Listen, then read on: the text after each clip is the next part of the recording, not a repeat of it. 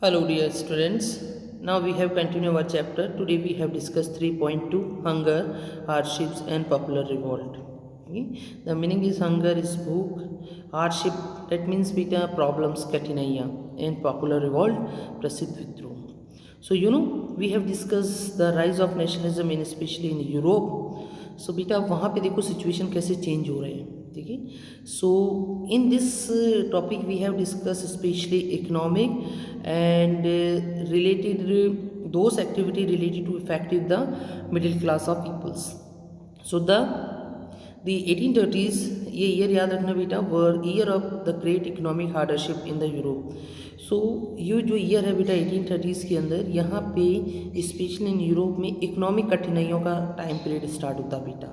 The first half of the 19th century saw in the enormous increase the population all over the Europe in the most of the countries. आप देखोगे बेटा most of the countries in the especially Europe they face the economic crisis. In the most of the countries there were the more the seeks in the jobs than the employment. अब बेटा वहाँ जब job नहीं मिलेगा उनको so they demand their jobs.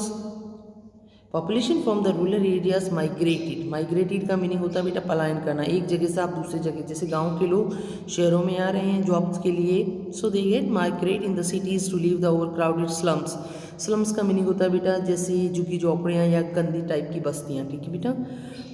Small producers in the towns were often the face the strict competitions from the imports of the cheap machine made goods from England and where the industrialization were the most advanced then on the continent. ठीक है. अब देखो England में बेटा industrialisation का time period start हो गया था, वहाँ पे बेटा फैक्ट्रीज मशीनरीज सेटअप हो गई, वहाँ से बेटा चीप जो गुड्स थे वो इंडिया में आ रहे और यहाँ पे सेल हो रहे. तो इससे यहाँ के जो बेटा ऑनर्स थे, फैक्ट्री ऑनर्स थे, कहीं ना कहीं उनको प्रॉब्लम फेस हो रहा था. So this was specially so in the textile production, specially in the कपड़ा जो बेटा टेक्सटाइल में, ठीक है, textile production which was the carried out of the mainly in the homes और the small workshop.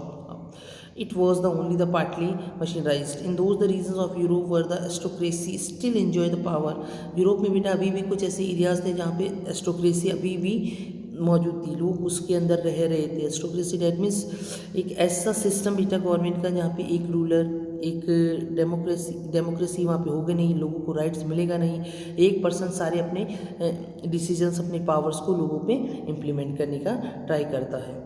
So the rise of the food, the price in the years, the bad harvest led in the widespread pauperism in the towns and the cities. The year of 1848 was one of the such year. एक ऐसा year था बेटा 1848 जहाँ पे food shortage and the widespread unemployment brought the population in the Paris out of the roads.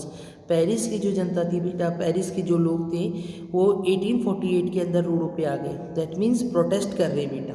क्यों protest कर रहे हैं? उसका दो रीज़न थे बेटा. फर्स्ट फूड शॉर्टेज, खाने की कमी बेटा, खाना उनको नहीं मिल रहा था टाइम पे, और अनएम्प्लॉयमेंट था, वहाँ पे जॉब नहीं थी. उनको लेकर ये दो उनकी डिमांड्स थी जिसको लेकर लोग बेटा रोड पे आ गए, प्रोटेस्ट कर रहे हैं. Barricades were erect and the Louis Philippe, ठीक है, जो फ्रांस का बेटा आपने फ्रांस रिवोल्यूशन पढ़ा तो वहाँ पे फिलिप्स लुइस का नाम सुना होगा. Was the first to flee, उनको बेटा उन्होंने जो भीड़ थी उसको भगाने के लिए, ठीक है, उसने ट्राई किया बट फिर उसको खुद को ही भागना पड़ा वहाँ से. So a National Assembly proclaimed the Republic, granted the suffrage to the all adult males above the 21 and the granted to the right to work. National workshops is the provide employment were the set up. देखो फिर उसके बाद national assembly ने कुछ change किए बेटा. About the 21 years को right to vote का राइट दिया बेटा और उनके लिए कुछ एम्प्लॉयमेंट भी प्रोवाइड किया. So early in the 1855 the weavers of Silesia had led the revolt against the contractors who the supplied them the raw material and the give them the order for the finished textiles but that drastically reduce their payment.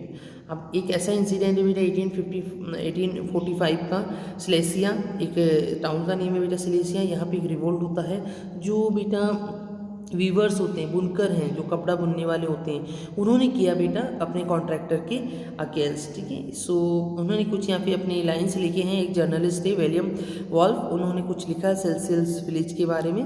In this village जो सेल्सियन जो village है बेटा, with 18,000 inhabitants. तो यहाँ पे लगभग 18,000 की आबादी लोग रह रहे हैं, यहाँ पे बस्तियाँ हैं। कॉटन वीवर्स, यहाँ पे स्पेशली कॉटन वीवर्स हैं और वही उनका मेन ऑक्यूपेशन है।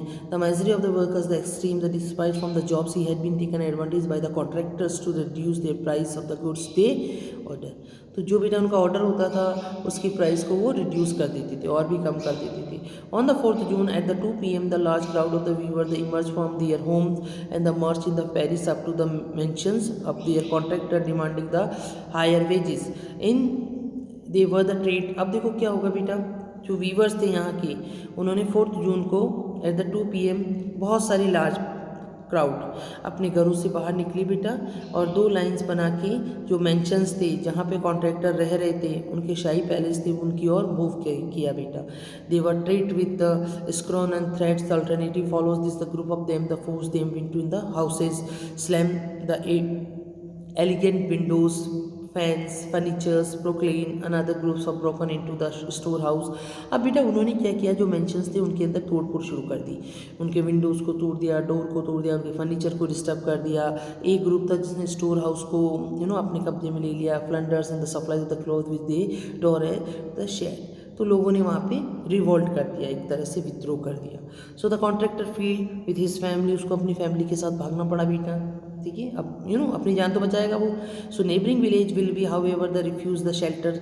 अब जिस गांव में वो गया तो वहाँ पे उसको शेल्टर नहीं दिया, बिकॉज क्योंकि वो तो उनको हार्म कर रहा है ना, उसके राइट्स को ले रहा है, उनको फुल पेमेंट नहीं कर रहा है। सो वो उस ऐसे पर्सन को क्यों अपने यहाँ पे शेल्टर देंगे, शरण देंगे। He return in the 24 hour later the having the questions required from the army, request to the army to the exchange that the follows even the weavers were the shoot।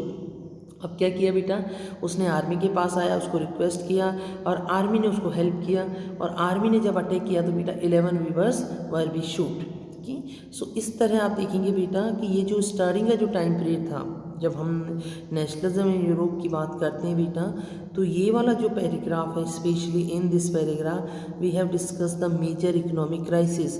लोग बेटा भूखे मर रहे हैं, hardship का वहाँ पे problem हो गया, बहुत सारी प्रॉब्लम्स फेस हुए, और इसके बाद पॉपुलर रिवॉल्ट हुआ, सेल्सियन मिले। So in this video we have discuss 3.2।